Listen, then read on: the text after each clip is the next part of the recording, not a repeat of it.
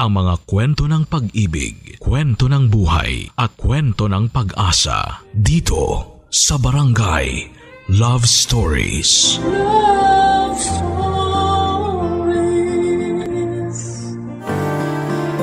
Maraming hindi may paliwanag na mga nilalang sa paligid natin. Mga nilalang na hindi nakikita pero alam natin na nandyan lamang sila. Ikaw kabarangay, anong klaseng nilalang ang pinaniniwalaan mong nasa paligid mo lang? Dear Papa Dudut, ako nga pala si Sasha, 30 years old.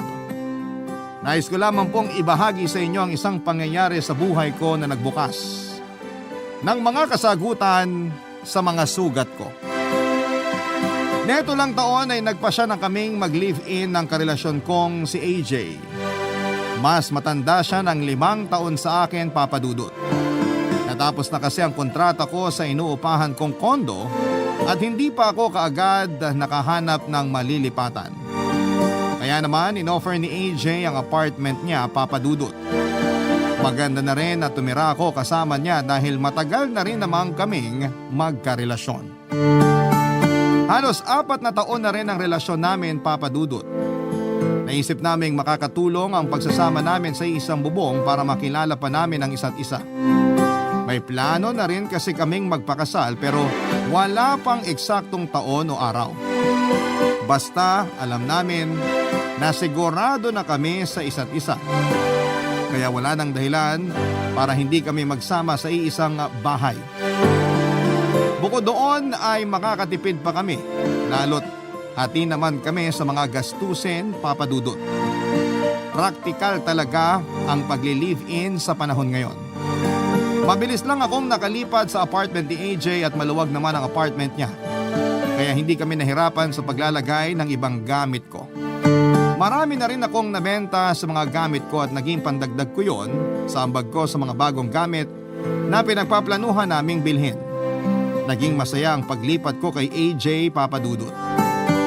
Hindi na namin kailangang planuhin kung saan bahay kami mag-overnight tuwing weekend dahil uuwi na kami sa piling ng isa't isa kasi magkasama na kami sa bahay. Marami kaming inaabangang memories sa pagsasama namin sa isang bahay, Papa Dudut. Hindi na kami makapaghintay na makapagsimula na maging magkasama na.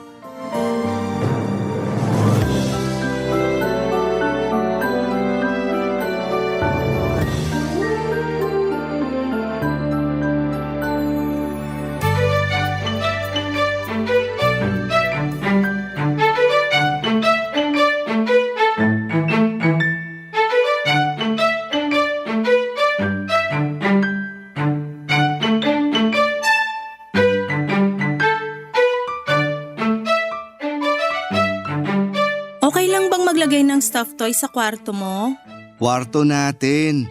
At oo, kahit dinosaur pa ang ilagay mo, payag ako. Pag ako, Tinoyo, mag-uuwi talaga ako ng dinosaur dito sa bahay mo. Bahay natin. Masanay ka nang sabihin na atin tong bahay. Atin tong mga gamit dito. Hindi na lang sa akin, sa'yo na rin. Sa atin. Sa atin. Bigyan mo naman ako ng time mag-adjust. Kakalipat ko lang ngayon, di ba? Bukas dapat nakapag-adjust ka na ha. Ewan ko sa'yo.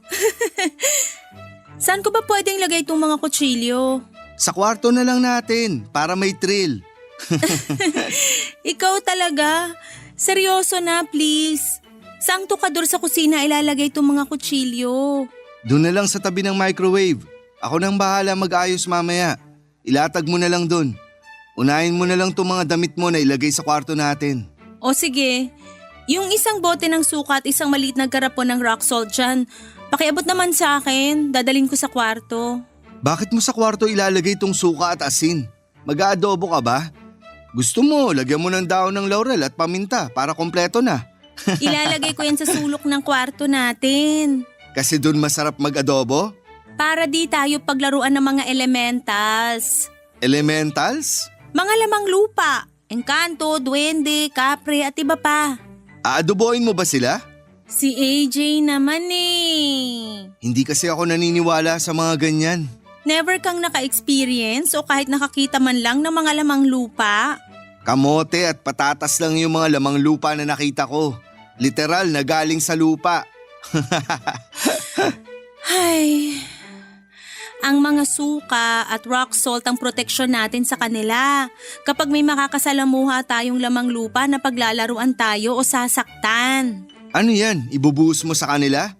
Tapos mangangati na sila? O mangangasim? Hindi. Ilalagay mo sa bawat kanto ng bahay mo yung suka na may halong tubig. Pangpataas din yan ng vibe ng bahay. Para good vibes tayo lagi. Yung asin. Ilalagay din sa sulok para mag-absorb ng negative energy. Saka ayaw din niya ng mga lamang lupa sa pagkakaalam ko. Sagrado kasi ang asin. Pwede ring ibudbud sa lugar ng bahay mo kung saan mo nafe-feel na may mabigat na enerhiya. Yan ang tinuro sa akin. Hindi kasi ako naniniwala sa mga ganyan. Hanggat di ko nakikita, hindi yan totoo. Hindi naman sila nagpapakita sa lahat. Meron yung iba na nagpaparamdam lang. Tulad ko, nararamdaman ko na bumibigat ang braso ko o legs kapag nasa tabi ko sila. Ganun kalakas ang enerhiya nila. Wala kasing ganyang tinuro o sinabi sa akin nung bata pa ako. Di rin naman ako nakikisali sa mga kwentuang multo sa mga pinsan ko sa probinsya. Kahit magtabi-tabi po kapag iihi ka sa mga puno. Bakit ko naman kasi iiiyan yung mga puno? Basta ako, naniniwala ako sa mga lamang lupa. Naniniwala rin ako na kailangan natin silang irespeto at kailangan nating mag-coexist sa kanila. Mas nauna pa sila sa mundong to kaysa sa atin. O sige na nga, basta wag mo na lang silang adobohin kapag wala na tayong pangbili ng karne ha. Baka di ko matripan yung lasa. Sige, magbiro ka pa ng ganyan. Pag ikaw talaga nanuno. Hindi ako manununo kasi hindi naman ako umiihi kung saan-saan no. Ang daming gasoline station sa paligid. Ewan ko ba kung bakit sa mga puno pa umiihi yung iba. Maganda yan. Di ka lang aware pero mukha namang nagpapakita ka na rin ng respeto sa mga ibang nilalang. Dahil hindi mo iniihian yung mga tahanan nila. Hindi ako umiihi sa mga puno o kung saan man yung tahanan ng mga lamang lupa. Kasi ayoko masilipan. Tao ako at sa banyo ako dediretso para umihi. Oo na. Basta wag mo na lang akong pipigilan sa mga pinaniniwalaan ko. Naninibago lang ako. Never kasi nating pinag-usapan yung mga ganitong paniniwala mo noon. Pero wag kang mag-alala, hindi naman kita huhusgahan. Basta hindi naman makakasama sa iba yung pinaniniwalaan mo. Ayos na sa akin. Sa tagal nga naming magkarelasyon ni AJ ay hindi ko nga naman ay kwento sa kanya ang mga paniniwala ko pagdating sa mga paranormal o mga supernatural. Tanging pamilya ko lamang noon ang nakakaalam sa mga paniniwala kong ganito. Sa pamilya ko kasi nagsimula ang mga nalaman ko tungkol sa mga lamang lupa. Bata pa lamang ako ay lumaki na ako sa pamilyang nakakausap ang mga anghel, ibang gods at goddesses. At meron din akong tiyuhin na nakakausap si Mama Mary. Marami ang mga espiritual na manggagamot sa pamilya namin. Nakita ko kung ilang beses gumaling ang mga lumalapit sa mga kamag-anak kong may healing powers. Hindi kagaya nila ay hindi ko sinunod ang path ng panggagamot o pakikipag-usap sa mga nabanggit ko. Pero kaya ko silang maramdaman kung nasaan man sila naroon. Pero hindi ko sila hinahayaang makipaglapit sa akin tulad ng mga kamag-anak ko. Kaya nga nalayo rin ako sa kanila at bumuo ng sarili kong buhay sa Maynila. Dito ko na nga nakilala si AJ. Nagkasundo kami at sa huli natutong magmahalan. Marami kaming pagkakaparehas maliban na lamang sa paniniwala sa mga lamang lupa at ibang elemento na wala sa mundong ito. Hindi ko nagawang makwento noon kay AJ ang tungkol sa mga pinapaniwalaan kong ganito. Hindi ko naman kasi yon nakitang importante sa relasyon namin. Kaya lang ay kusa nang inilabas ng panahon ang tungkol sa sekreto kong yon. Wala rin naman akong ibang choice kundi ang sabihin sa kanya dahil nagsasama na kami sa iisang bahay. At kung gusto kong maging matibay palalo ang relasyon naming dalawa ay kailangan kong maging honest sa naging buhay ko noon. Nagkausap pa kami ng mas malalim tungkol dito kahit naman nakinig siya sa akin ay naramdaman ko pa rin hindi siya naniniwala. Matalino si AJ, isa yon sa mga nagustuhan ko sa kanya. dahil marami akong natutunan sa kanya. Kaya siguro hindi ko basta-bastang maidadala ang utak niya na paniwalaan ang mga pinapaniwalaan ko at mga experience ko. Lalo't paulit-ulit niyang sinasabi na hanggat hindi niya nakikita ay hindi siya pwedeng maniwala, Papa Dudut.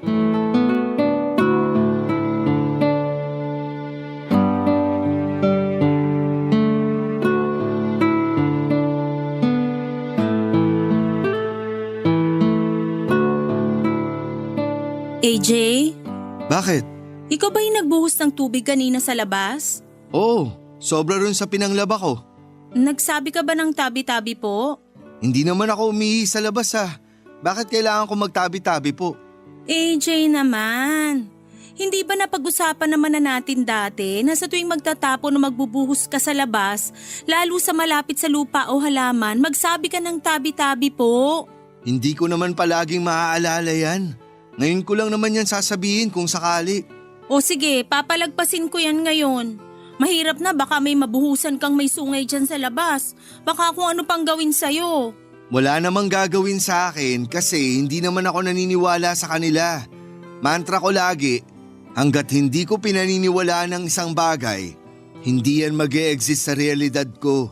Kung lumaki ka lang kasi sa pamilya ko. At kung lumaki ka rin sa pamilya ko, maiintindihan mo kung bakit hindi ako naniniwala sa mga pinaniniwalaan ng pamilya mo. Kahit naman sana hindi ka naniniwala, pero irespeto na lang natin sila. Marami naman ang nagpatunay ng existence ng mga lamang lupa, di ba? Para saan pa ang gabi ng lagim ng KMJS kung hindi totoo ang mga multo o lamang lupa sa mundo? Para sa ratings ng show. Para sa mga katulad namin yon na may malawak na isipan pagdating sa mga paranormal. Ikaw naman, binibiro ka lang eh. Wala naman kasing mawawala sa'yo kung gagawin mo yung mga sinasabi ko. Pakikisama lang naman yun sa mga hindi natin makita. Respeto bilang sila naman ang mas nauna sa mundo natin. Oo na po, sorry na. Aalalahanin ko na yung tabi-tabi po kahit makikibanyo lang ako sa gasoline station. Okay na. Saka may isa pa akong pakiusap. Huwag mong sabihin sa akin na kailangan ko pa silang ilibre ng pagkain tuwing sahod at 13th month pay ko ha. Gusto ko laging may tubig yung timba sa banyo. Ayoko nga sanang may timba ron. May shower naman kasi. Hindi naman para sa paliligo natin yung timba. Para yun sa nakatirang sirena ron. May water elemental sa banyo mo. Bakit ba ang dami mong nakikita rito sa apartment natin? Ang tagal ko nang nakatira rito, pero butiki lang yung nanggugulat sa akin. Kasi may portal sa likuran ng apartment na to. Portal? Lagusan ng mga iba't ibang elemento at lamang lupa. Paano ipadlock yan? AJ naman. Nai-info overload naman kasi ako sa mga sinasabi mo sa akin. Pati sirena meron sa banyo. Paano mo naman nalaman? Yung isang kaibigan kong psychic ang nagsabi. Kasi nakakapanaginip ako na para akong laging nauuhaw tapos hindi makahinga. Tapos may lumalapit sa akin tapos dumidikit. Sirena pala yun. After ko lagyan ng tubig yung timba sa banyo, nawala na yung panaginip ko na yun. Tapos bumalik nung tinapon mo yung laman ng timba nung isang gabi. Kasi nga dumudumi rin yung tubig doon kapag naliligo gamit yung shower. Nahahaluan ng sabon. Ang pangit kaya ng amoy pag tumagal. Ang dulas pa ng tabo pag naibabad dun. Eh di takpan. Kaya nga ako bumili ng timba na may takip para kapag naliligo, hindi nalalagyan ng pinagsabunan natin o bula sa shampoo. Ang dami naman kailangang gawin para mag-adjust sa sarili kong bahay. Bakit sila nag-a-adjust ba sa akin? Bakit parang ako na lang lagi nag-a-adjust? Hindi mo naman kailangang mag-adjust sa mga lamang lupa. Kailangan lang nating mag-coexist sa kanila. Saka alam mo, kapag naging maayos ka sa kanila, magiging maayos din sila sa'yo. Madalas babantayan kanila o kaya may blessing silang ibibigay sa'yo. Ayaw mo pa nun? Tumango na lamang si AJ sa mga sinabi ko, Papa Dudut. Hindi nga siya nagkaroon ng interes sa mga sinabi kong babantayan kami at bibigyan na lamang or bibiyayaan ng mga lamang lupang pinoprotektahan ko. Hindi talaga siya naniniwala noon sa mga sinasabi ko at napansin kong habang tumatagal ay sinusunod naman niya ang mga sinasabi ko pero wala na sa puso ang ginagawa niya. Ginagawa na lamang niya para lang wala na lang kaming pag-awayan. Nahiya pa rin naman ako sa mga pinapagawa ko dahil nakakapanibago nga naman ang lahat ng yon para sa kanya. Nag-a-adjust pa nga lang siya na kasama ako sa apartment niya tapos bigla ko naman siyang ginugulat sa mga pinapaniwalaan ko. Hindi lang sa ginulat ko siya roon pero pinilit ko pa siyang sundin lahat ng pinapaniwalaan kong dapat gawin sa mga lamang lupang binanggit ko. Kaya naman hindi ko na siya pinilit pang maniwala, Papa Dudut. Hindi ko na rin siya pinilit pang gayahin ang mga ginagawa ko para sa mga lamang lupa. Ako na lang mismo ang gumawa lahat ng pinapaniwalaan ko. Hindi ko na yon pinagpilitan sa kanya dahil karapatan naman niyang hindi maniwala sa mga nakasanayan ko. Pagkatapos noon ay mas naging maayos ang relasyon namin. Hindi na siya nahiya na hindi ako pakinggan or sundin sa mga pinapaniwalaan ko. Ako naman ay nagpatuloy pa rin sa ginagawa ko bilang nakasanayan ko na yon at alam kong hindi matitibag ang paniniwala ko sa mga lamang lupa. Oo, at hindi pa ako nakakakita ni minsan pero ang mga mahal ko sa buhay ay may kanya-kanyang experience sa mga lamang lupang ito at may patunay sila. Nakita ko ang mga patunay na yon sa kanila at mas lalo akong naniwala dahil may kakabit na pagmamahal ang mga paniniwalang yon. Kapag nilapatan kasi ng pagmamahal ang isang paniniwala ay hindi mo basta-bastang bibitawan ang paniniwala mo. Kahit wala pang makinig o maniwala sa iyo ay magpapatuloy ka sa paglalakad sa direksyon niyon. At magpapatuloy kang gawin ang pinapaniwalaan mo.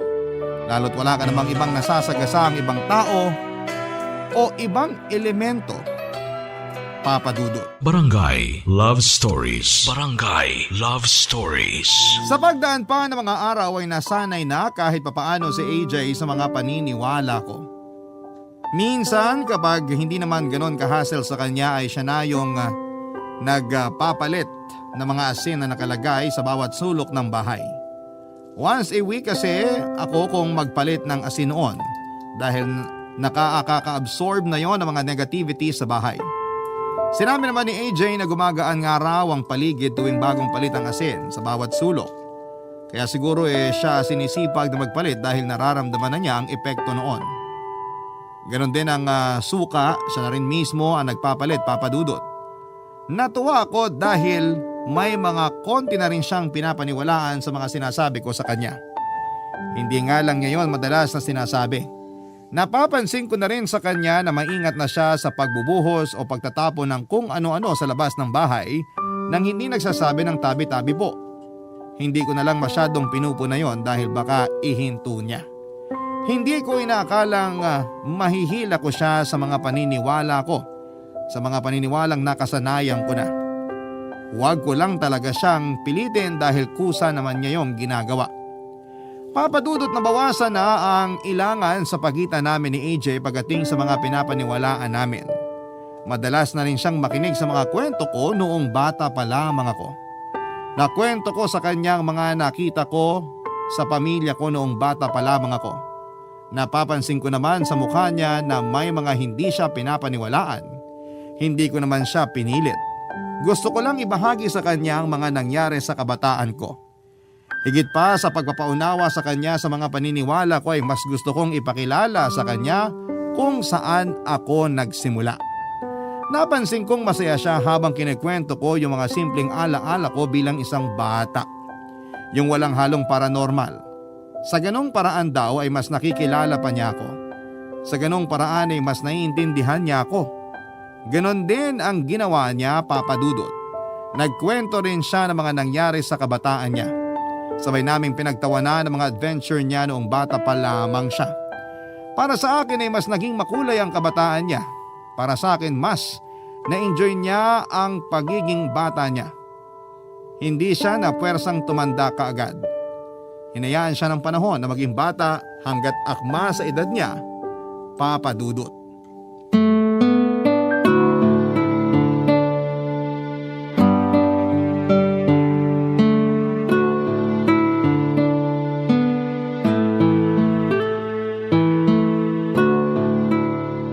Bakit may gin dito? Ako bumili niyan.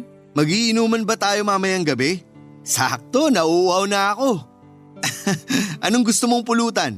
Longganisa o hotdog? Hindi tayo magiinuman. Para saan tong gin? Panghugas ng plato? Para sa Diyos ng mga pusa. Diyos ng mga pusa? Hindi ka na naman naniniwala eh. Hindi ka pa nasanay. At least totoo naman ako sa'yo. Ngayon ko lang nalaman na may Diyos pala ang mga pusa. Sabi ko naman sa'yo maraming klase ng Diyos. Huwag mong sabihin yan sa ibang tao ha. Lalo na yung mga kapit na kapit sa reliyon nila. Pag kinuyog ka, damay ako. Wala naman akong balak. Paniwalaan nila kung ano man ang gusto nilang paniwalaan. Ganon din ako. Walang husgahan. Anong pangalan niya? Bale, may 7 Diyos ang mga pusa. Pero isa lang dun yung pamilyar ako, kaya sa kanya ko lang iaalay tong gin. Yun daw kasi ang gusto niya. Ano ngang pangalan? Hindi ko pwedeng sabihin, saka na. Okay, balikan natin bakit ka mag-aalay ng gin sa Diyos ng mga pusa. May nasagasaan na pusa kanina. Nakita ko, pero di ko na natulungan. Sana tinawagan mo ko. Baka naihabol pa natin sa vet. Wala na rin.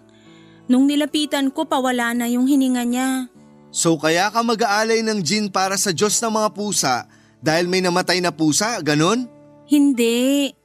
Alay ko yung gin para humingi ng sorry sa Diyos ng mga pusa. Ha? Ikaw ba yung nakasagasa sa pusa na yon? Hindi. Oh, bakit ikaw ang magsusorry? Kasi andun na ako nung nangyari yun. Pero wala akong nagawa. Pero hindi ikaw ang nakasagasa. Hindi ikaw ang nakapatay ng pusa. Wala kang kasalanan. Kaya hindi mo kailangang mag-alay ng gin para lang mag-sorry. Hindi mo kasi maintindihan. Nagigilty ako dahil wala akong nagawa. Kung mas maaga lang akong dumating, baka naitakbo ko pa sa vet yung pusa. Kung bakit naman kasi dumaan pa ako sa store para bumili ng pagkain ko eh. Hala ka, Sasha. Bakit naman ganyan ka mag-isip? Bakit hindi?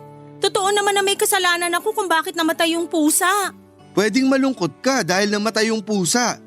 Pero yung makaramdam ng guilt sa pagkamatay niya, parang gusto kong kontrain yan. Sa'yo nang nararamdaman ko. Kung nasa sitwasyon lang kita, maiintindihan mo ko. Bakit ba lagi kang nakakaramdam ng guilt? Kahit hindi naman ikaw yung may kasalanan. Anong palagi? Hindi ah. Uy, anong hindi? Nung isang araw, napabayaan ko nakabukas yung kalan after ko magluto. Naubusan tuloy tayo agad ng gas. Tapos ikaw pa tong na-guilty. Ako naman ang nagpabaya. Kasi ako naman dapat yung magluto ng ulam natin. Busy ka, nag-aayos ng damit natin. Kaya naiintindihan ko kung hindi ka makapagluto ng ulam natin. Pero kung hindi ko inuna yung pag-aayos ng damit natin, hindi ka mapipilitang magluto. Tapos hindi mo mapapabayaang nakabukas yung kalan ng ilang oras.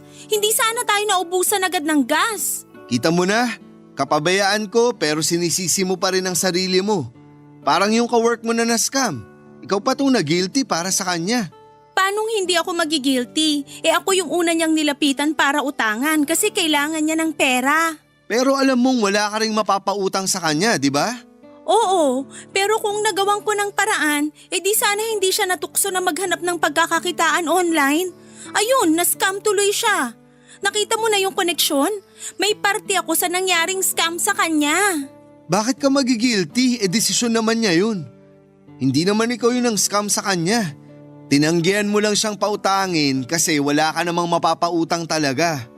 Ay, wag na nga lang natin pag-usapan yan, AJ. Mas lalo lang akong nakokonsensya. Sasha! Pakiabutan mo na lang ako ng shot glass dyan, saka pakilabas yung binili kong bangus sa ref. Bangus sa ref? Magluluto ka? Kaka-order ko lang ng liempo. Hindi, kasama yan sa alay ko sa Diyos ng mga pusa. Napailing na lamang si AJ sa akin, Papa Dudut.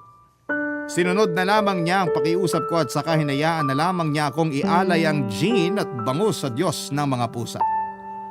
Doon ko yun nilagay sa harapan ng bahay, umusal ako ng dasal at tinawag ko ang pangalan ng Diyos ng mga pusa. Matapos noon ay nanatili pa rin ako sa labas ng bahay. Pwede naman akong pumasok sa loob ng bahay pero mas pinili kong magstay sa labas. Hindi ko pa kayang harapin noon si AJ dahil alam kong naiinis siya sa palagian kong pagpaparamdam ng guilt. Napansin pala niya yon at saka lang niya sinabi sa akin noong hindi na niya kayang punahin ang mga ginagawa ko kapag nakakaramdam ako ng konsensya. Hindi ko na rin kasi kayang ilaban ang nararamdaman kong konsensya kay AJ, Papa Dudut. Alam ko namang may punto siya, pero may punto rin naman ako. Hindi ko na rin kayang depensahan pa ang guilt na nararamdaman ko sa tuwing may hindi ako natutulungang tao man o hayop. Kahit mismo ang halaman na namatay ay hindi ko maiwasang makaramdam ng guilt kahit na hindi ko naman yon kasalanan. Papa Dudut, binalikan ko lahat ng mga oras na nararamdaman ko ang konsensya sa tuwing may hindi ako nagagawa para sa iba. Mga oras na hindi ko nagawang tumulong kahit alam kong imposible ko namang maihatid ang tulong na yon kung andun ako sa sitwasyon na yon. Hindi ako madalas pinapatulog ng konsensya ko kahit sa maliliit na bagay lang. Kapag may hindi ako natutulungan, iniiyakan ko yon. Magdamag dati. Sinisisi ko ang sarili ko noon dahil pakiramdam ko ay wala akong kwentang tao dahil hindi ko nagawang i-extend ang kamay ko para tumulong. Alam kong mali na yon, Papa Dudut, pero hindi ko magawang pigilan noon ang sarili ko. Pakiramdam ko ay kailangan kong tulungan ang lahat at kapag may hindi ako natulungan ay matik na makakaramdam ako ng sama ng loob. Para akong superhero na walang kapa. Para akong superhero na hindi nakakalipad at walang ibang kapangyarihan kundi ang konsensya lamang. Yun ako, Papa Dudut. Gusto ko namang baguhin yon sa sarili ko pero hindi ko alam kung paano ko yon sisimulan, Papa Dudut.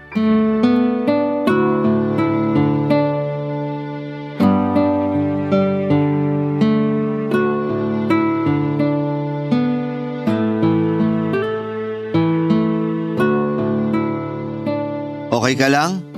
Kanina ka pa nakatulala riyan. Okay lang ako. Gusto mo bang ipagtimpla kita ng kape? Turmeric. Ay, huwag ka nang mag-abala. Ayos lang talaga. Hindi ka okay. Tumanggi ka sa turmeric eh. Yan ang palatandaan ko kapag may dinaramdam ka.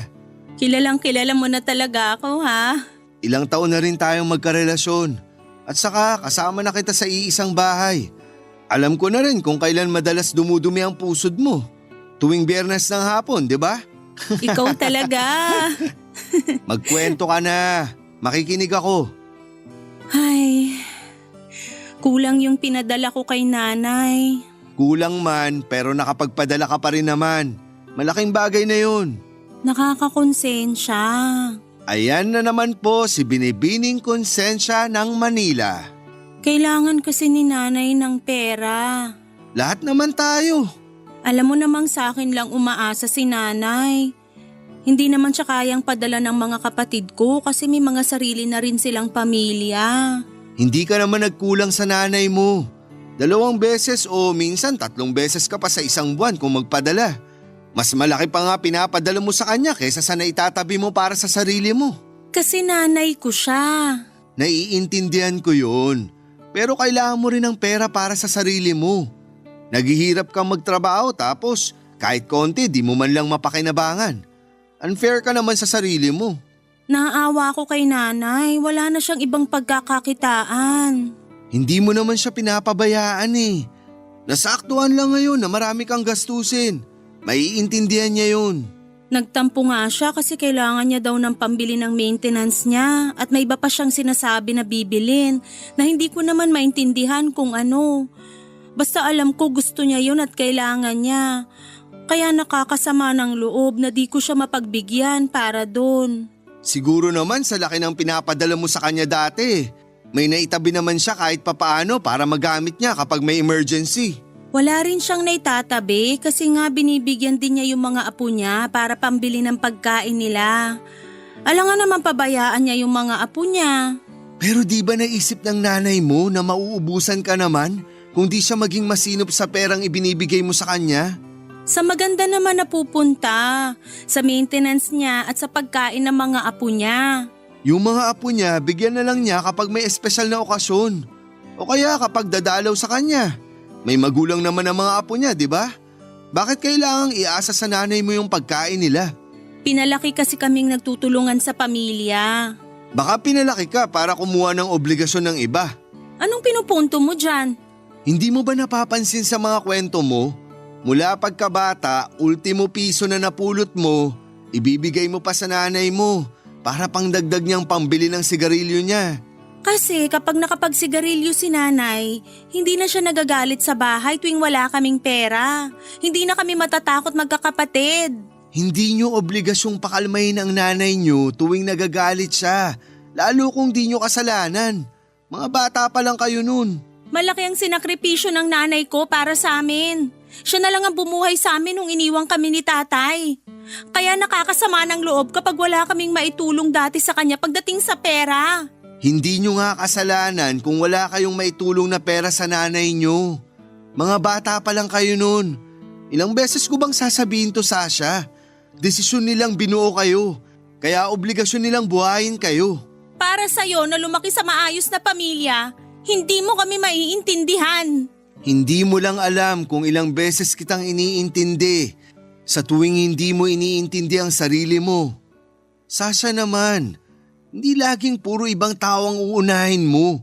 Huwag ka rin laging magpapadala sa konsensya sa mga sitwasyon na wala ka namang kinalaman. Hindi na ako nakasagot pa kay AJ dahil nagmadali na siyang tumayo sa pagkakaupo at nagkulong sa kwarto.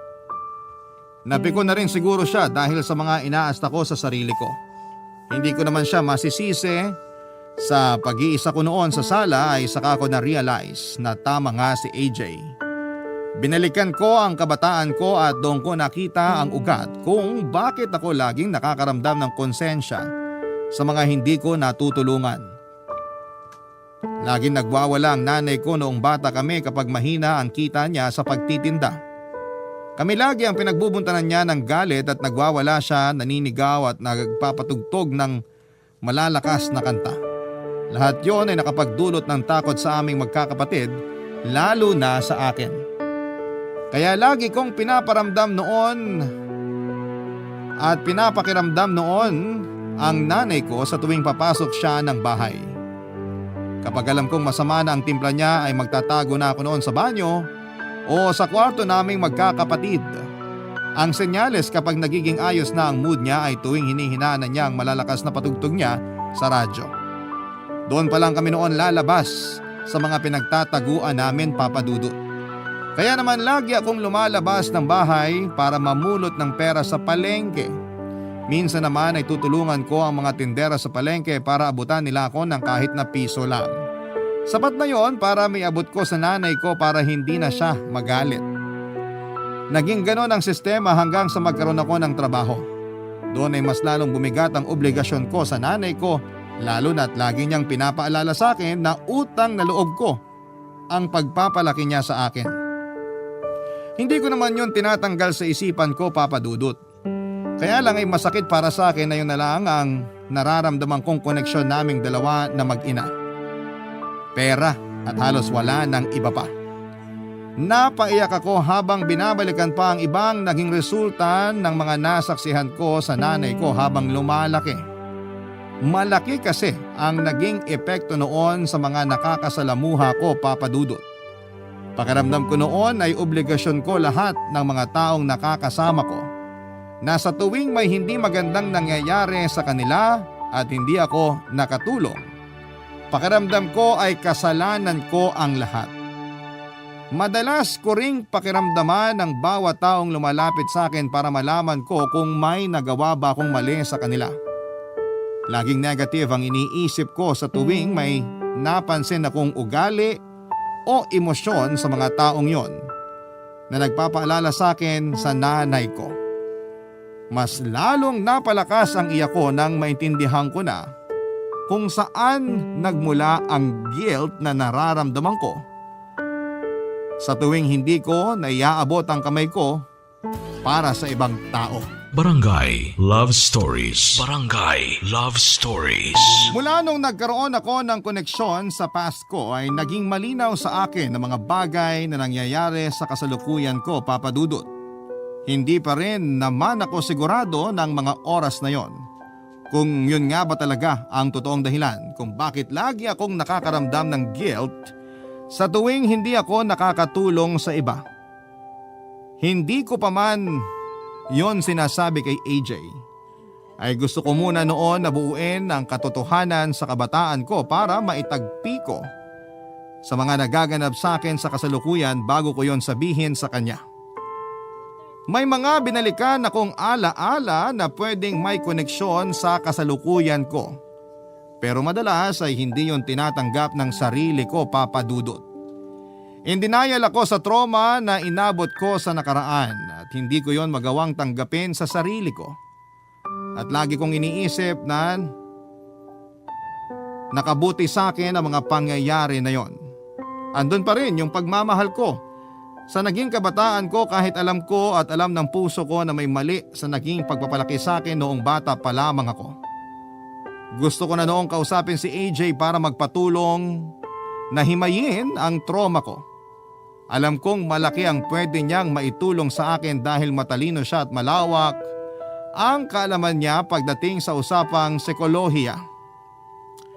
Papa Dudut, hindi rin naman ako nagkaroon ng lakas ng loob na ikwento yon sa kanya. Siguro'y tama yung nabasa ko sa mga taong nakaranas ng trauma sa kabataan nila.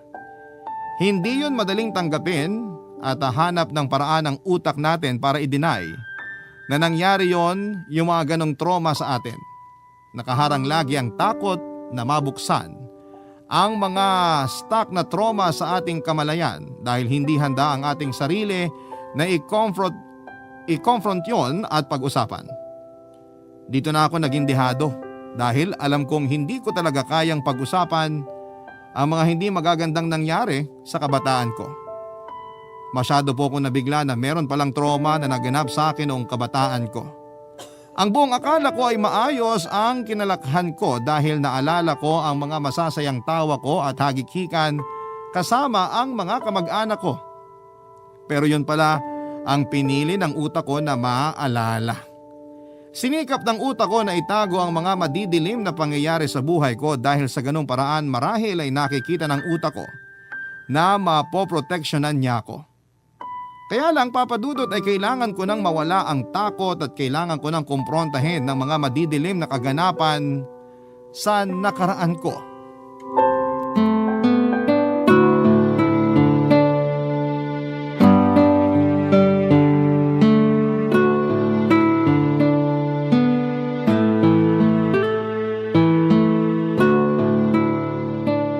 Wow! Sa wakas! Nakabili ka na ng yema cake! 2 araw na yung cravings mo dyan ah.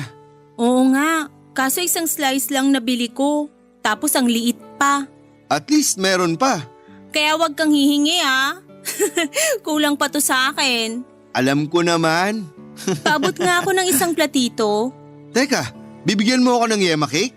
Hindi para sa'yo, para sa 3 brown na imps. Anong imps? Duwende. Meron 3 brown na duwende dito sa bahay. Bantay ko sila. Parang security guard, ganun? Magkano pa sahod mo? Ayan na naman po siya. Curious lang kasi ako. Hindi ka curious. Nanghuhusga ka na naman. Hindi ah. Bantay ko na tong 3 brown na duwende nung bata pa lang ako. Bakit ka nila kasama? Bakit ka nila binabantayan? Sabi ko nga sa'yo, malapit ang pamilya ko sa mga lamang lupa. Kaya pati ako nadamay sa pinoprotektahan ng mga lamang lupa. Kaya ayan, meron akong 3 brown na duwende. Alam mo bang kaya nila ako nagustuhan kasi natutuwa sila sa kainosentehan ko? Matutuwa sana ako kung ikaw na lang ang uubos ng yema cake na yan. Kesa iaalay mo na naman sa mga duwende o kung kanino mang hindi natin nakikita. Paborito ng mga brown na duwende ang yema cake, honey at kape, no? Tuwing meron akong kape at yema cake, matik na nagtatabi na ako ng para sa kanila. Kahit 15 minutes lang na ialay mo yun, okay na yun. Baka naman pwede kang mag-pass muna sa pamimigay ng yema cake. Kukunti na nga lang yan oh. Saka ang tagal mong inabang makabili niyan sa paborito mong pastry shop. Tapos ibibigay mo lang sa mga di mo naman nakikita? Shhh! Naririnig ka nila. Oh, anong sabi? Nagtatampo na ba sila sa akin? May cravings din ba sila ng yema cake? Hindi na nakakatuwa yung biro mo ah. Hindi maganda na maka-offend ng mga lamang lupa. Ako na nagsasabi sa'yo. Kainin mo na lang mag-isa yung yema cake. Sa susunod ka na magbigay. O mas magandang wag ka nang magbigay kasi nasasayang lang yung pagkain. Hindi sayang ang pagkain kung masaya namang nakakakain ng mga duwende ko, no?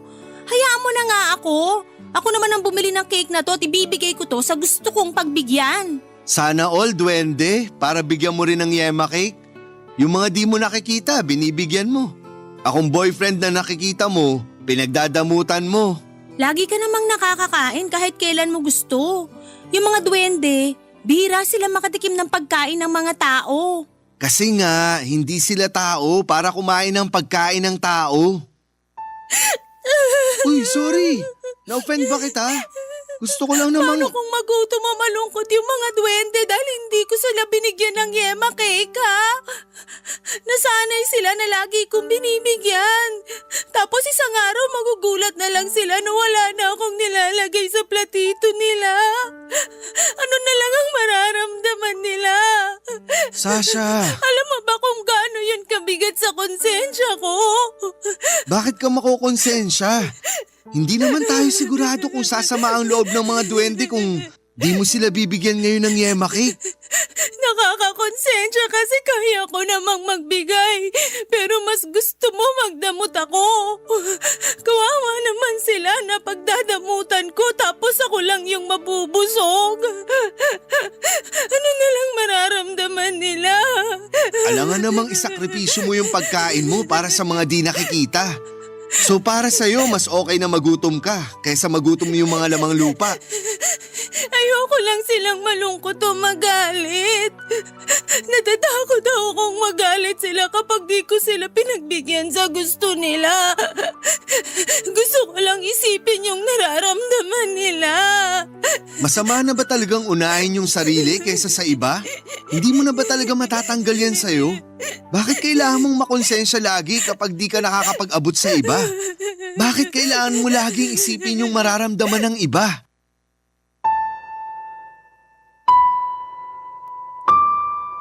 Napahinto ako sa pag-iyak para ulitin sa isipan ko ang huling sinabi ni AJ.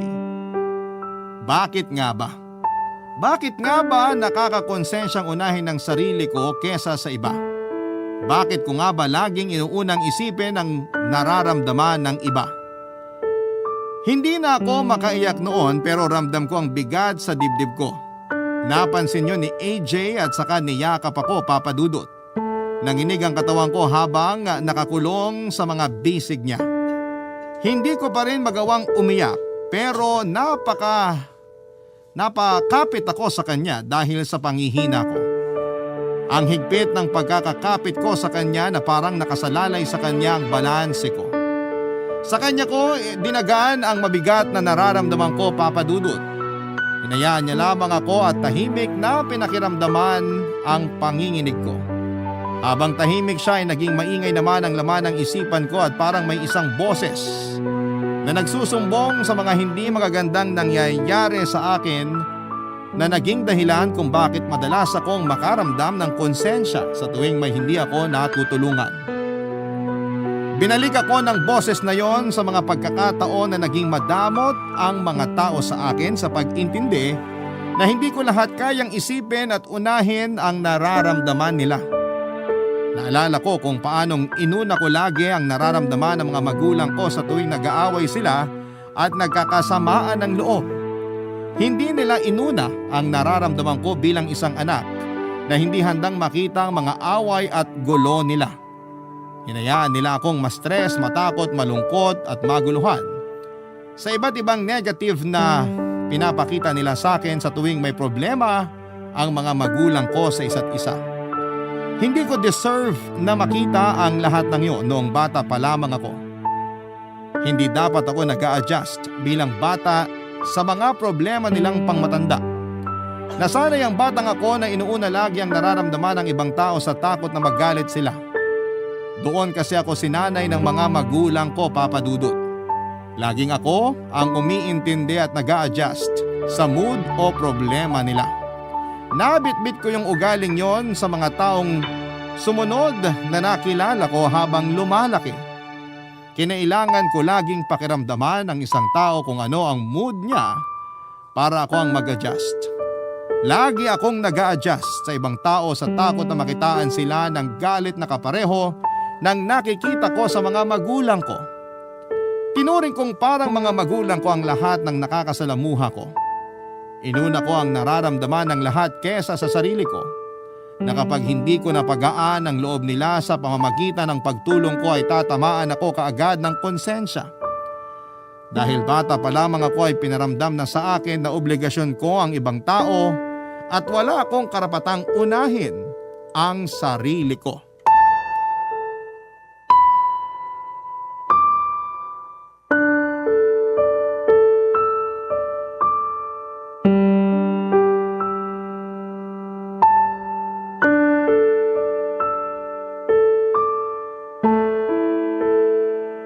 Hello, Sasha! Anak!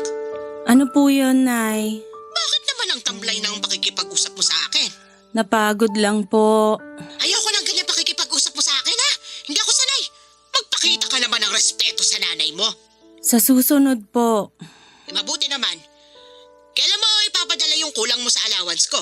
Wala pa po kasi ngayon. Bumili ko ng bagong laptop para sa trabaho ko. Meron ka namang lumang laptop. Bakit kailangan mo pa bumili ng bago? Gastos lang yan. Sira na po kasi yung lumang laptop ko. Saka kailangan ko ng bago para makahabol din sa mga kailangan ko sa trabaho. Pwede naman kasing magtiis na lang sa murang laptop. Nasakripisyo tuloy yung allowance ko.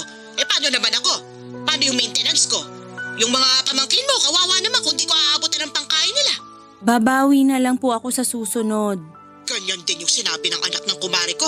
Babawi na lang daw sa susunod, pero ano nangyari? Nagpabuntis na lang sa iba, tapos hindi na nagpadala. Ganun ba binabalak mo? Magpapabuntis ka na dyan sa boyfriend mo para makatakas ka na sa obligasyon mo sa akin. Subukan mo lang talaga.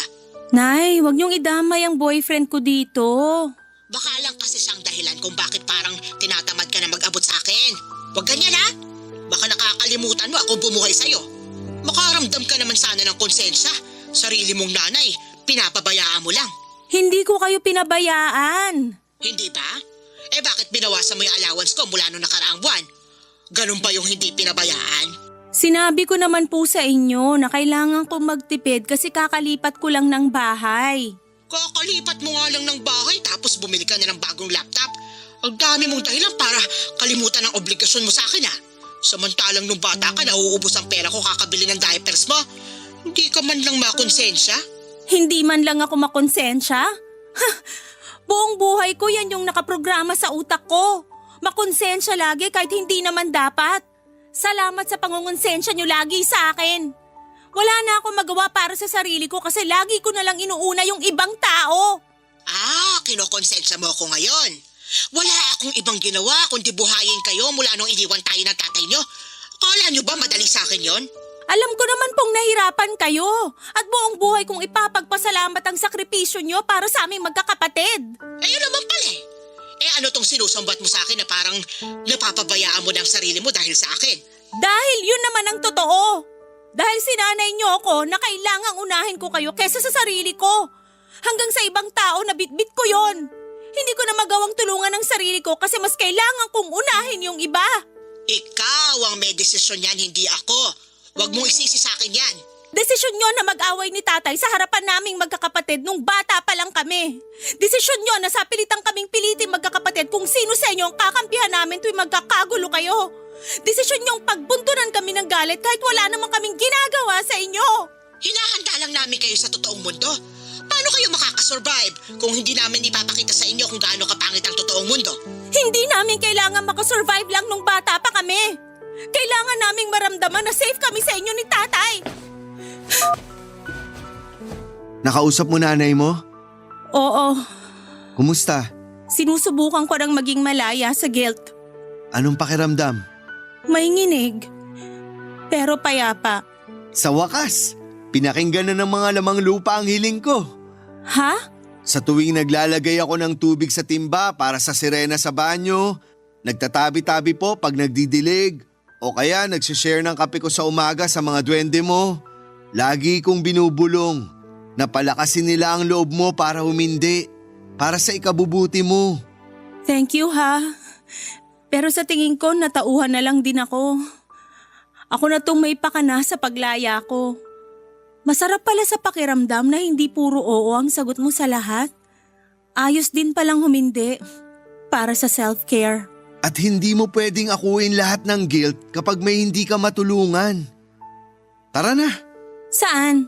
ililibre ko kayo ng duwende mo ng yema cake.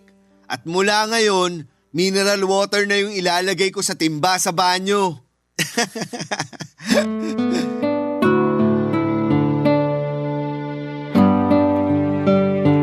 Napailing na may halong tawa ang sinagot ko sa sinabi ni AJ Papadudut. Na-touch ako na nagawa niyang paniwalaan ang mga lamang lupa para sa kapakanan ko. Pag-ibig nga yun. Doon ako nagtiwala at nagkwento sa kanya sa mga binalikan kong alaala sa nakaraan para mas maintindihan ko kung ano ako sa kasalukuyan. Kinuwento ko kung paanong hindi naging safe ang environment na kinalakhan ko. At yun ang humugis sa kung sino ako ngayon. Hindi na ako natakot na aminin sa sarili ko ang mga trauma na inabot ko noon. Papadudot, habang unti-unti kong tinatanggap ang mga nangyari sa nakaraan ko ay parang mas lalong lumalakas ang bulong ng batang ako. Malaya nang nakwento ng batang ako o ang inner child ko ang lahat ng sinapit kong trauma noon na sinarado ng utak ko para hindi ako masaktan. Kinailangan ko lang pala ang boses na yon para muling buksan ang mga sugat ng nakaraan. Sa pagbubukas nga ng mga sugat ko ay nagawa ko ng gamutin yon nang hindi na lang pansamantalang tinatapalan. Kinailangan kong harapin ang mga sugat na yon para tuluyan na yung matuyo at hindi na makaapekto hindi lang para sa aking sarili, kundi pati na rin sa relasyon ko sa ibang tao. Sa ngayon po, Papadudot, ay inuna ko na ang sarili ko. Ito ang unang pagkakataon na ginawa kong umuo naman sa sarili ko. Lahat ng pag-aalaga at pagmamahal ay binuhos ko na sa sarili ko. Hindi ko na pinagdamutan ng sarili ko kung makakaramdam man ako ulit ng guilt, ay mangyayari na lamang yon kapag hindi ko na ibigay ng tama ang pagmamahal para sa sarili ko.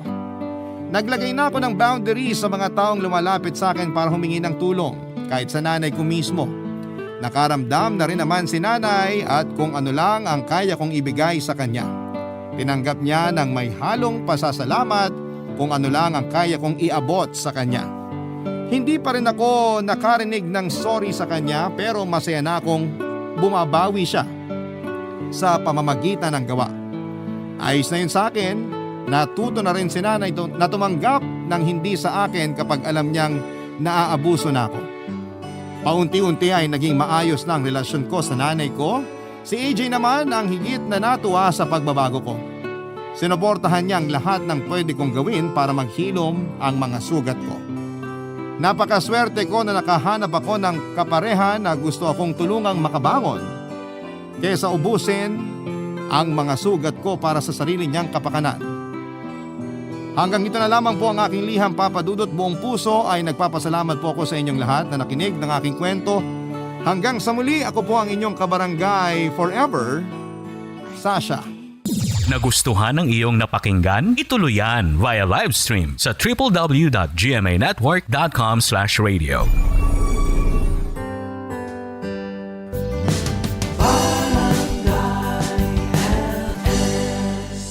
Forever.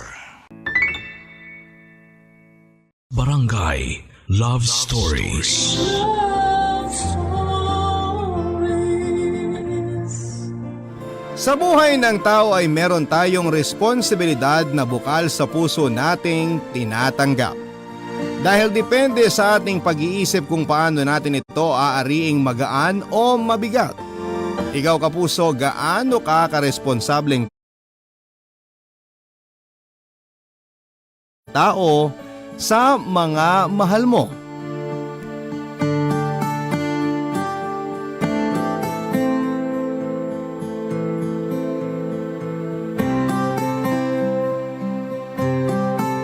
Dear Papadudut, hello po, kumusta po at sana ay nasa mabuting kalagayan kayo, pati na rin po sa ating mga kabarangay. Ako po si Yelena, pero tawagin niyo na lamang po ako sa nickname ko na Yen. Sa kasalukuyan ay nasa edad na 40 na po ako at isa po akong working mom. Meron po akong asawa si Melvin na isa namang engineer. At dahil nasa bahay lamang po ako nagtatrabaho bilang VA, kinaugalian ko na pong tumutok sa programa ninyo at nai-inspire na i-share hindi lang ang love story namin ng husband ko, kundi pati na rin ang pinakamamahal kong si Tita Joanne.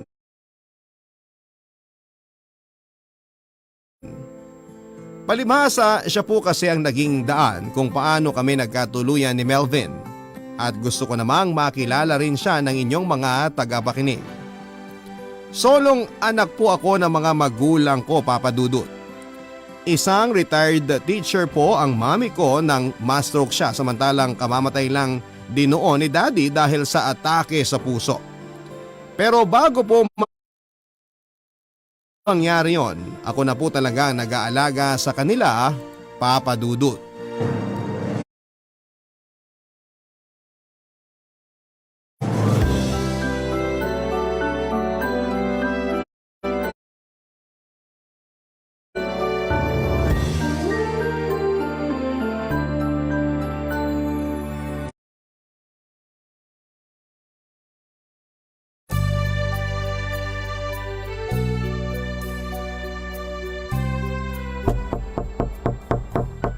Ayaw kita makita. Tita Joanne, please po, buksan mo na yung pinto. Sabi ko naman sa'yo, alis ka kasi galit ako sa'yo. Bakit po kayo nagagalit sa akin? Wala naman po akong ginawang masama, diba? Sige po kayo, kapag hindi nyo binuksan ang pinto, baka mangawit na ako rito tapos bigla na lang ako mabuwal. Tita Joanne, galit pa rin po ba kayo sa akin? Hindi ako galit, pero naiinis ako sa'yo. Bakit nga po kasi? Pero bago po kayo mainis sa akin, maupo muna tayo sa kama. Halika dali, upo tayo. Sabi mo kasi, wag na ako mag-tablet. Pero gusto ko pa mag-tablet. Akala ko ba pwede ako maglaro kahit kailan ko gusto? Ay, hindi ko po sinabi yan, Tita Joanne. Ang sabi ko po, pwede kayong maglaro sa tablet kapag wala na kayong ginagawa. Pero wala nga akong ginagawa nun. Wala nga po, pero oras na rin po para kumain, di ba? Ibig sabihin, kailangan yung bitawan ng tablet para samahan akong mag-almusal. Pero hindi pa ako gutom. Ay, paano po nangyari yun? Samantalang kayo pa nga po ang nag-request ng ulam natin ngayong umaga, di ba? Sabi nyo kagabi, gusto nyo po ng sinangag na kanin na may itlog at hotdog. Kaya paanong nangyari na hindi pa po kayo nagugutom? Talaga? Sinangag na kanin na may itlog at hotdog ang kakainin natin? Opo. Kaya lang mukhang ako na lang ang kakain kasi sabi ninyo hindi pa kayo gutom eh. Hindi! Sabi ko, gutom na ako, kaya kakain na ako. Tita Joanne talaga oh. Pero pwede ba ako mag-tablet kapag natapos na tayong kumain? Opo naman tita. Pero dapat may limit pa rin kasi baka sumakit yung mata ninyo. Hindi sasakit ang mata ko. Pero sabi niyo po nung nakaraang araw masakit na yung mata ninyo. Kaya dapat hindi kayo masyadong matagal gumamit ng gadget. Ano ba yan? Ang dami namang bawal. Para rin po yun sa kapakanan ninyo, tita. Sige po kayo, baka lalo kayong hindi makapag-tablet kapag hindi kayo nakinig sa akin. Laging nakikinig si Tita Joanne kay Yen. Ibig sabihin, sasamahan niyo na ako dun sa kusina para kumain? Oo naman. Tara na kasi. Sandali. May isa pa akong gustong malaman kung talagang nakikinig si Tita Joanne kay Yen. Ano ba kasi yon? Gugutom na ako. Pagkatapos nating mag-almusal, saglit lang kayo sa tablet nyo kasi tutulungan nyo po ako magtupi ng mga nilabhan nating damit na nasa kwarto, di ba? Ala, bakit kailangan kong gawin yon? Kasi nga po mabait kayo. Saka gusto nyo na tulungan ako, di ba? Nakalimutan niyo na po ba? Hindi ko nakakalimutan. Pero hindi ko rin kasi maalala. Pwede ba yun, tita? Ay, mabuti pa kumain na muna tayo. Baka sakaling maalala nyo. Mabuti pa nga. Kanina pa kasi ako nagugutom eh. Nang makapagtapos ako sa college ay naranasan ko pa pong magtrabaho sa labas bago ako nag-work from home dahil halos sabay na nagkasakit ang mga magulang ko noon. At that time, kasama rin po namin sa bahay ang 60 years old kong tiyahin na si Tita Joanne. Pero bata pa lamang ako ay parte na ng pamilya namin si Tita dahil kinupkup na siya ni Mami. May mild intellectual disability po si Tita Joanne, Papa Dudut. Ang ibig sabihin po nun ay hindi sabay sa pagtanda niya ang pagmamature ng isipan niya. Hindi ko na po masyadong idedetalye ang kondisyon ni Tita Joanne pero kahit na tila naiwan sa pagkabata ang isipan niya, siya po ang itinuring naming ningning at liwanag sa aming tahanan. Sa katunayan, para po akong nakahanap ng kapatid sa katauhan niya noong kabataan ko. At para ko naman siyang anak nang nagkaedad na ako, Papa Dudut.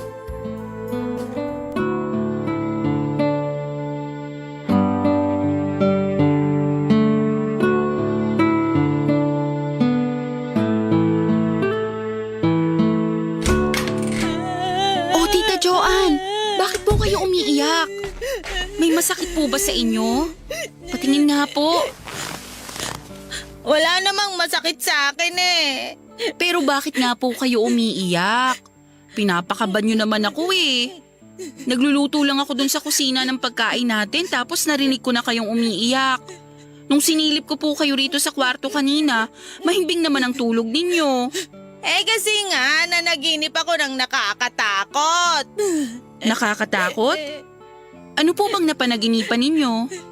Nainiwan mo na raw ako. Na sumama ka raw sa iba kasi pasaway daw ako at hindi kita tinutulungan sa pagtutupi ng damit at pagwawalis dito sa bahay natin. Tita Joanne, panaginip lang po yun. Hindi po yun totoo.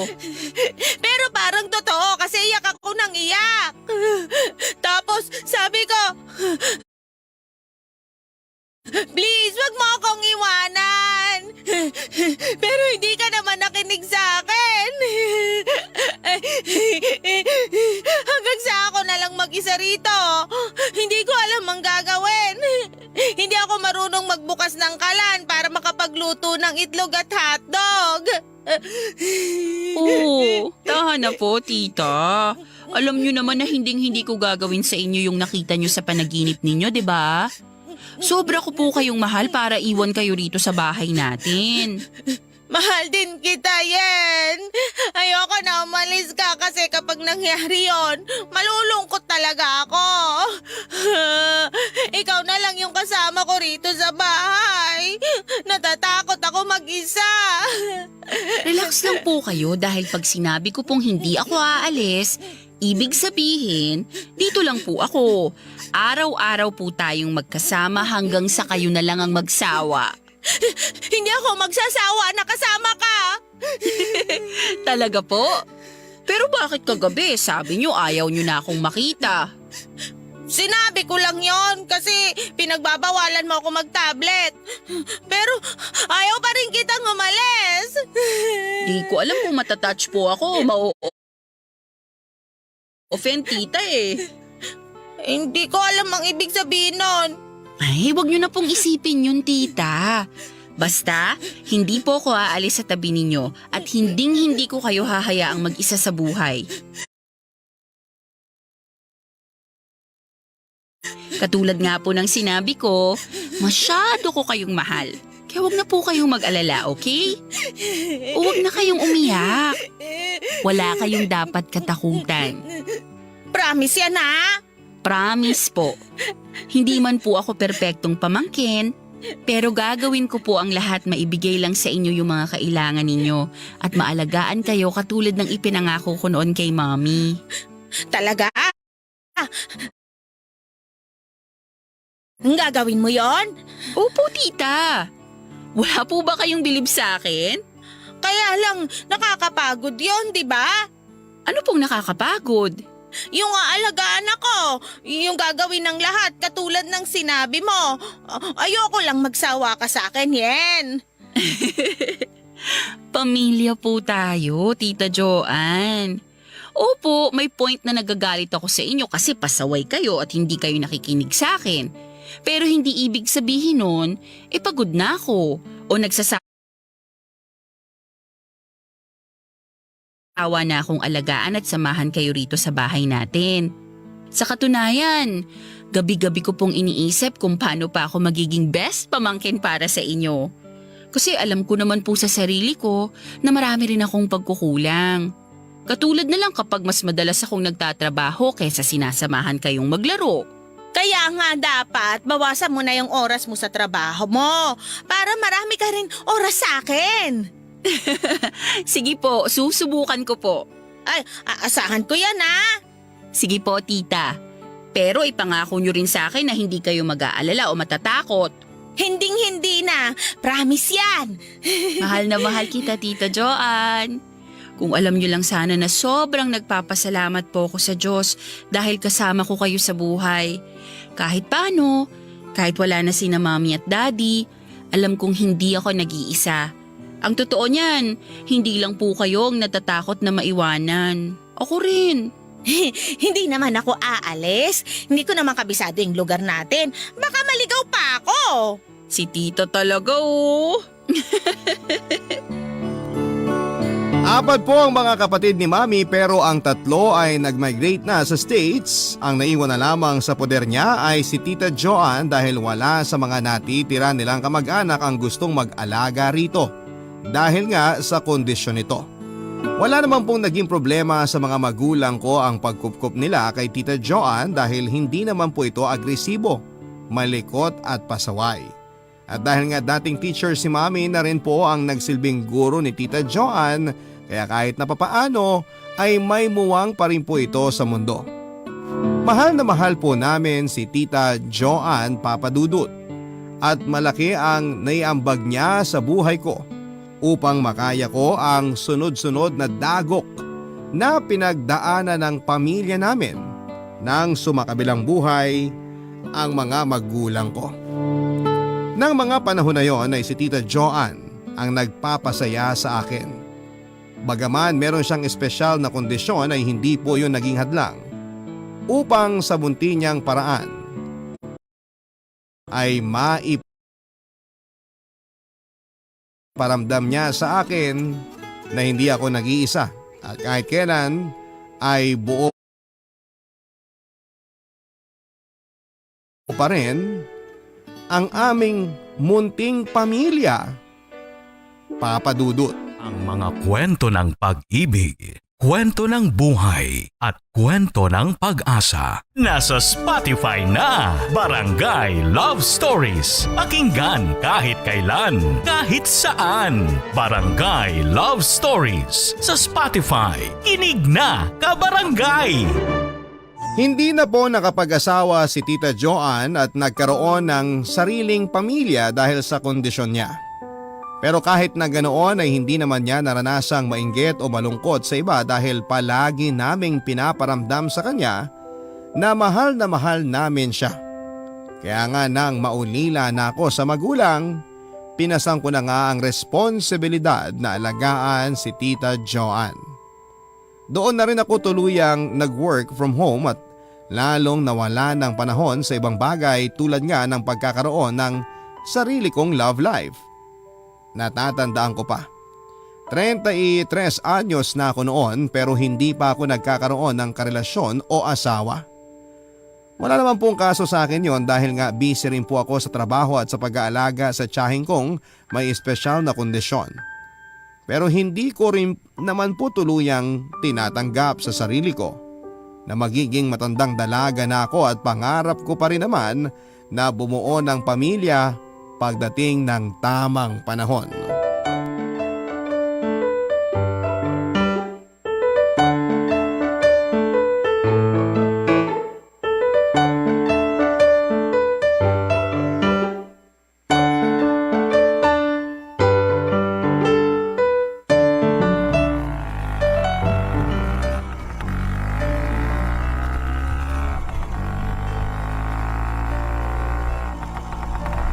Dito na lang po, Manong.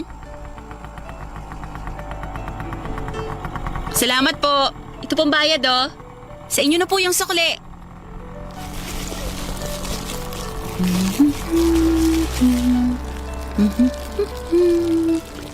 Naku, siguradong matutuwa nito si Tita Joanne dahil nabili ko na yung matagal niyang nire-request.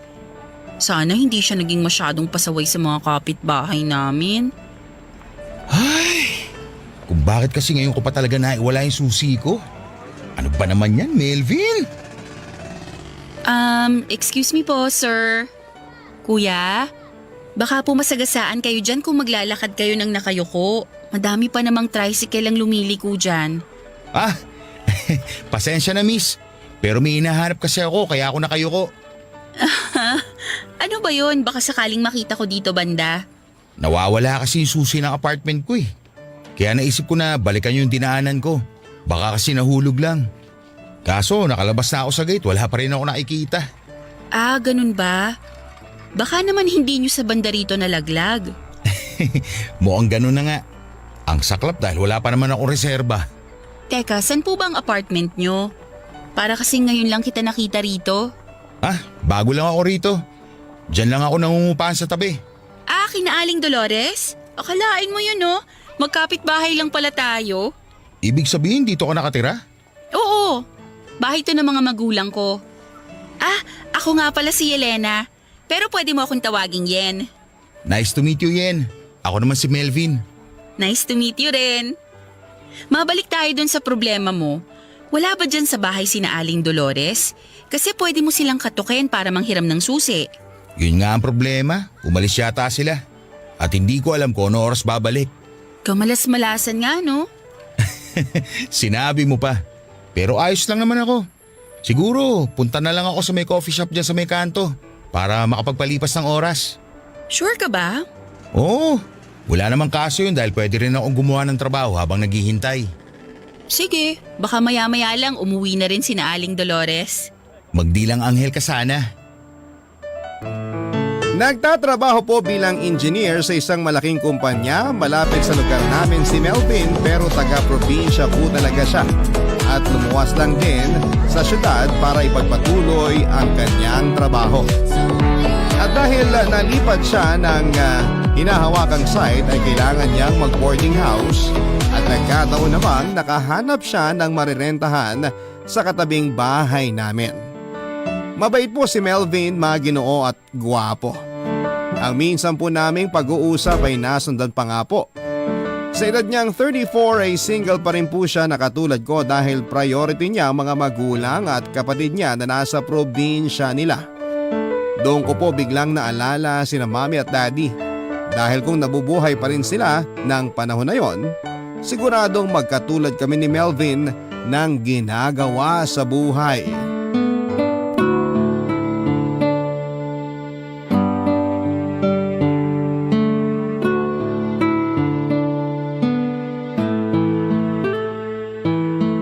Yen, sino yung pogi na palagi mong kausap? Sino pong poging sinasabi nyo? Wala po akong kinakausap na pogi. Kunwari ka pa, pero nung nakaraang gabi nakita ko, nag-uusap kayo dun sa may gate. Tumatawa ka pa nga. Ibig sabihin, masaya yung pinagkukwentuhan nyo. Sabihin mo naman sa akin, para matawa rin ako.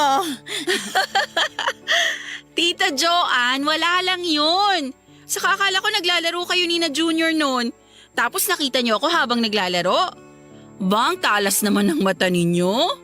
Tinatamad na kasi ko nun makipaglaro kina Junior at Patpat kasi pakiramdam ko nandadaya na sila.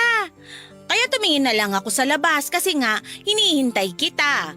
Sabi mo sa akin bibilin mo na yung pagkain na gusto ko kaya excited ako na dumating ka na. Grabe, yung pagkain lang pala ang gusto niyo noon? Akala ko pa naman na miss niyo ako kasi grabe yung yakap niyo sa akin nung nakita niyo ako. Kasama na rin yun. Pero mas gusto ko talaga yung pasalubong mo. Kahit talaga kailan napaka-prangka ninyo. Pero hindi mo pa rin sinasagot yung tanong ko. Sino ba kasi yung kuya na kausap mo? Si Melvin po ba?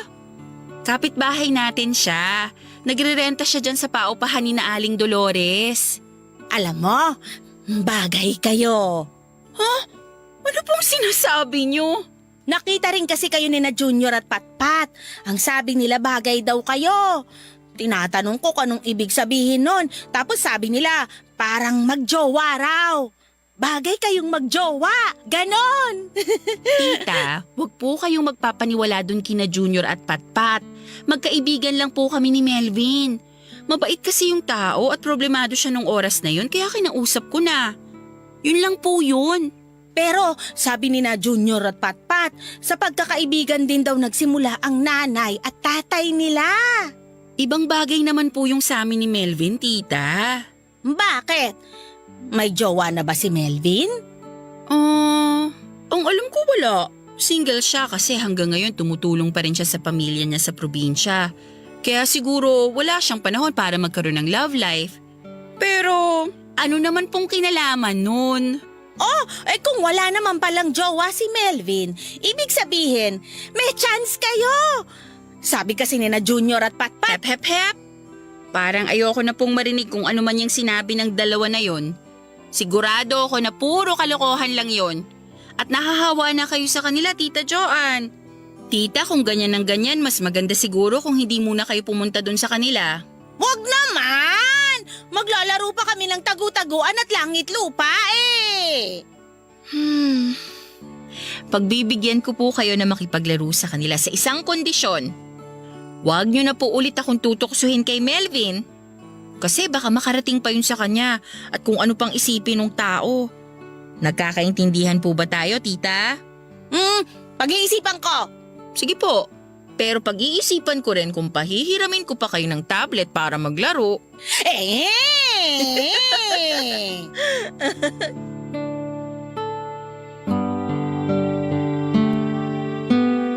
Aaminin ko, Papa Dudut, na hindi po ako naghahanap ng pag-ibig ng mga panahon na yon.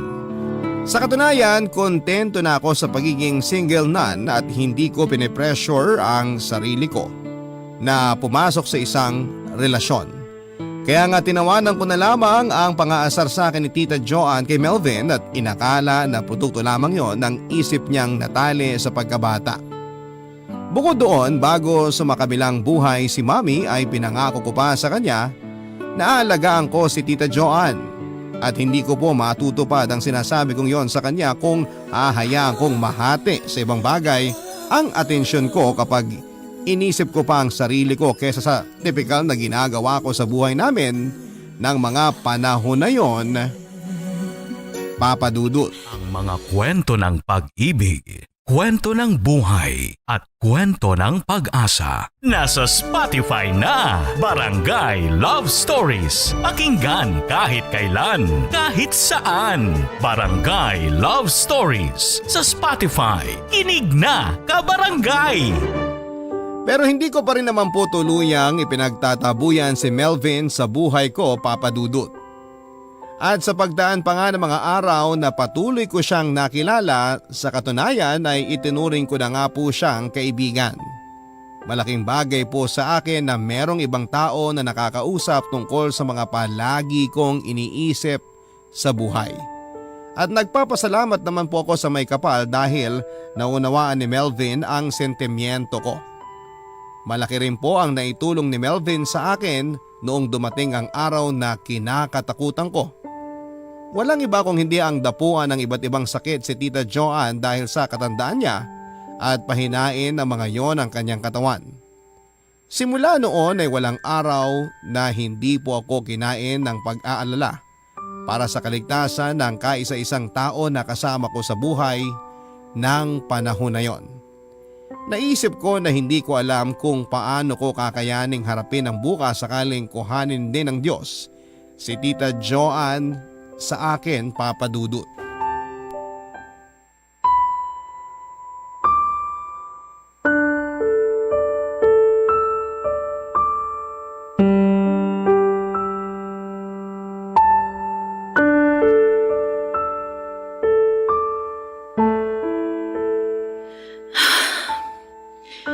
Joanne, kung hindi po kayo kakain, lalo kayong manghihina. Hindi po kayo kaagad gagaling. Ayoko nga sabing kumain. Walang lasa yan. Alam ko naman po yun. Pero pilitin nyo pa rin po para naman bumalik na rin yung lakas ninyo. Sige kayo, bakit tumagal pa na nakahiga lang kayo sa kama imbis na nakikipaglaro na kayo kina Junior at Patpat? Miss ko na silang kalaro. At miss na rin po nila kayo. Kanina nga po tinatanong na naman nila kayo sa akin eh. Hay, pero paano na lang kung hindi na bumalik yung lakas ko, Yen? Paano na lang kung hindi na uli kami makapaglaro ng mga kaibigan ko? Tita Joanne, hindi po mangyayari yun dahil gagaling kayo. Sabi naman ng doktor ninyo basta magpahinga lang kayo, uminom ng gamot at kumain ng masusustansya, bubuti na rin po ang pakiramdam ninyo. Pero napapagod na rin kasi ako. Ano pong napapagod? Tita, wag nga po kayong nagsasalita ng ganyan. Alam mo ba, na naginip ako kagabi. Nagising daw ako na nasa ibang lugar na ako. Yung paligid ko, ang daming bulaklak. Tapos, marami rin mga bata na naglalaro. Niyaya pa nga nila ako na sumali sa kanila. Kaso, bigla ko naman nakita ang mami at daddy mo, Yen. Tita Joanne naman eh. Hindi pa po kayo mamamatay. Hindi niyo pa po ako pwedeng iwan. Pero gusto ko doon. Maganda doon. Pero paano na lang ako kung aalis kayo? Magiging mag-isa na lang po ako rito sa bahay natin. Hindi naman. Kasi nandyan naman sina Junior at Patpat. Tapos nandyan din si Melvin. At Ano naman pong kinalaman ni Melvin dito? pwede mo siyang maging kasama kapag pumunta na ako dun sa magandang lugar na yon. Sabi kasi ng mami at daddy mo, hindi ka pa raw pwede dun. Ako lang daw. Tita Joanne naman eh. Nangako kayo sa akin. Ang sabi ninyo walang iwanan. Pero bakit naman po ganyan? Bakit kayo aalis? Bakit niyo ako iiwanan? Ang daya niyo naman po eh. Huwag ka nang umiyak. Pati tuloy ako naiiyak din. Sino pong hindi maiiyak? Kayo kasi kung ano-anong sinasabi ninyo. Wala na nga po sina mami at daddy. Tapos pati ba naman kayo? Mawawala rin? Pero diba, sabi mo hindi naman sila totoong nawala. Hindi lang natin sila kasama sa bahay kasi nagpunta sila sa malayong lugar. Pero balang araw, sabi mo, magkikita at magkakasama uli tayo. Kaya bakit ka malulungkot kung aalis ako ngayon? Magkikita rin naman tayo uli, diba? Pero mamimiss kita, Tita Joanne. Mamimiss din kita. Kaya nga promise, lagi kitang tatawagan gamit yung tablet ko para naman hindi ka na masyadong maging malungkot. Siguro nga lahat ng magagandang bagay sa mundo ay may katapusan. Lahat ng masasayang pangyayari ay may hangganan. At kahit na ayaw natin ay hindi natin mapipigilan ang kamatayan na kuhanin ng mga taong mahalaga sa atin. Akala ko ay sanay na akong saksihan na nawawala sa akin ang mga taong itinuring ko ng pamilya. Para lang pala manibago at muling makaramdam ng matinding kapighatian ng tuluyan na ngang pagpahingahin ng may kapal ang pinakamamahal kong si Tita Joanne. Hindi lang po ako nawala ng tiyahin ng panahon na yon kundi ng kapatid, kaibigan, magulang at anak. Iniisip ko pa lamang kung paano na ako gigising sa umaga na wala nang babati sa akin at iyayakap ng mahigpit ay para na pong pinipiga ang puso ko sa matinding kalungkutan. At kahit na gustuhin ko mang magtampo sa Diyos dahil hinayaan niya akong mag-isa, alam ko sa puso ko na hindi talaga yon ang kapalaran ko. Dahil ika nga mas maganda ang plano niya kesa sa mga plano natin. Mabilis po ang lumipas na 4 na buwan at sa tulong ng malalapit na kaibigan at long distance call mula sa mga kamag-anak namin na nasa abroad ay naging maayos at maganda naman po ang disposisyon ko sa buhay. Oo, mag-isa na lamang ako sa bahay namin pero hindi naman ako hinayaan ng mga kapitbahay namin na itinuring na rin naming pamilya na maging malungkot dahil nga iniwanan ako ni Tita Joanne.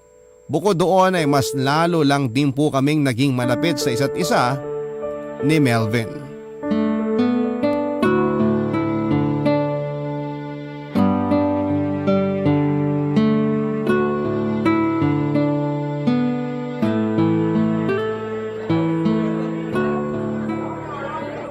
Yan, thank you ha. Kasi pumayag kang lumabas tayo para magkape. Ako nga ang dapat magpasalamat kasi maganda ang timing mo. Sakto, gusto ko pa namang maiba ang routine ko. Alam mo na, since nag-work from home ako, bibihira na lang din akong lumabas unless mag-grocery. Maganda rin na niyaya mo akong magkape kasi nalulungkot pa rin ako tuwing naaalala ko na hindi ko nakasama si Tita Joanne. Alam mo, lalo lang talaga akong humanga sa'yo. Kasi ang tatag mo. Yung tipong nagpapatuloy ka pa rin sa buhay kahit na durog na ang puso mo dahil nga sa nangyari. Kailangan eh. Kung hindi ko tutulungan ng sarili ko, walang mangyayari sa akin. Oo, nandun pa rin ako sa stage na sobrang nagluluksa at nagdadamdam sa Diyos. Kasi nga sunod-sunod niyang kinuha sa akin yung mga mahal ko sa buhay. Una parents ko, tapos si Tita Joanne. Pero alam ko rin sa puso ko na may dahilan siya. At wala naman siyang pagsubok na ibinibigay na hindi rin natin malalagpasan. Naniniwala ako na kung nasan man ngayon ang mga magulang mo, pati si Tita Joanne, proud na proud sila sa'yo.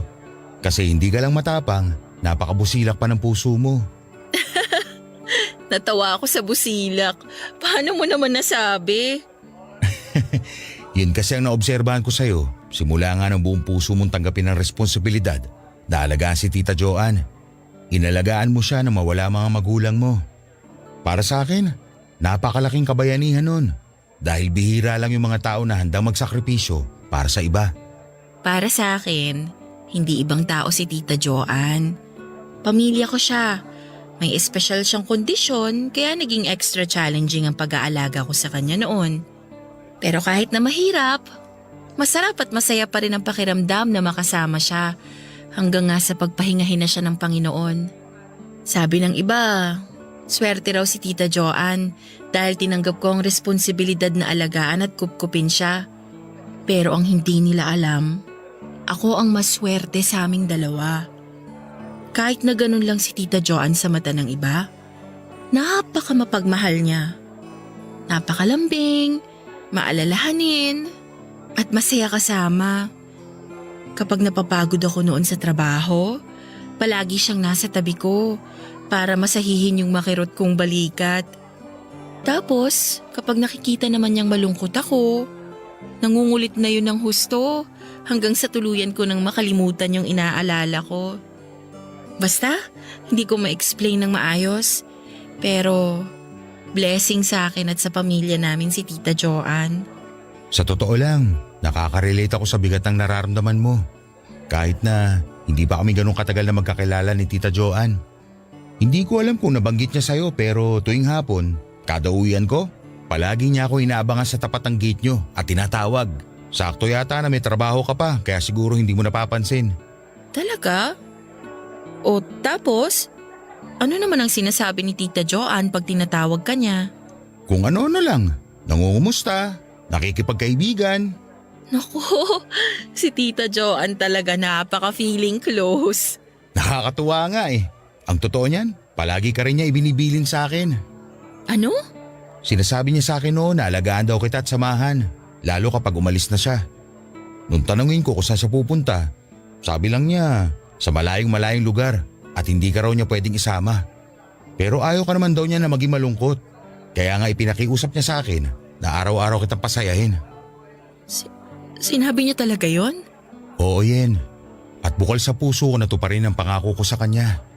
Pangako na alagaan ka, samahan ka at palaging pasasayahin kahit wala na siya. Ay, Hindi ko alam kung ito ang tamang panahon para sabihin ang nararamdaman ko. Pero gusto ko pa rin subukan. Sa totoo lang, una pa lang kitang nakita noon, na love at first sight na ako sa'yo. Hindi ko lang sinasabi kasi nga may pagkatorpe ako.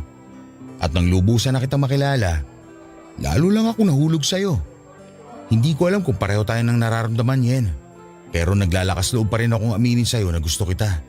Higit pa sa isang kaibigan. Kung bibigyan mo ako ng pagkakataon, mas lalo kong patutunayan sa'yo kung gaano ako nagpapasalamat sa Diyos na nakilala kita at dumating ka sa buhay ko. Kaya Yen, huwag mo sana mamasamain kung magpapaalam ako sa'yo na liligawan kita. Ang totoo niyan, hindi ko lang din inaamin kasi ayokong umasa. Pero dahil nga sa sinabi mo, sigurado na ako. Kaya, oo, pumapayag akong ligawan mo. Papa Dudut, hindi ko na alam na ganon pala kasarap ang ma-in love. Yun bang tipong nakaangat sa lupa ang mga paa mo at lumilipad sa mga ulap yung pakiramdam mo? Yung bang parang napakaraming paru-paro ang nagliliparan sa sikmura ko ng panahon na yon? Matapos nga magtapat ng nararamdaman niya sa akin si Melvin. At syempre, sino ba ako para pigilan ng puso kong siya rin ng tinitibok? Sinabi ko noon sa sarili ko na walang kaso kung unahin ko muna ang kapakanan ng mga mahal ko sa buhay kesa sa akin. Pero nang unti-unti na silang pinagpahinga ng Diyos, alam ko na yun na rin ang go signal ko para naman pagtuunan ko ang sarili ko. At nagpapasalamat ako sa kanya dahil nga pinagkaloob niya sa akin si Melvin na siya ngang naging asawa ko. Sa kasalukuyan, Papa Dudut, ay masaya po ang munti naming pamilya ni Melvin. Bagaman dumaranas tayo ng pandemya, naging daan po yun upang mas maiparamdam ko sa mag-ama ko kung gaano ko sila kamahal. Lalo na ngayon na walang kasiguraduhan ang buhay natin sa mundo. Maraming salamat po sakaling mapili po ninyong itampok sa Barangay Love Stories ang kwento ng buhay ko at sana kahit na malungkot ang nangyari, marami pa rin pong aral at inspirasyon na nakuha at natutunan ang ating mga kabarangay. More power pa po and God bless sa inyong lahat. Ang inyong forever kapuso at kabarangay, Yen. Barangay Love Stories. Love Stories.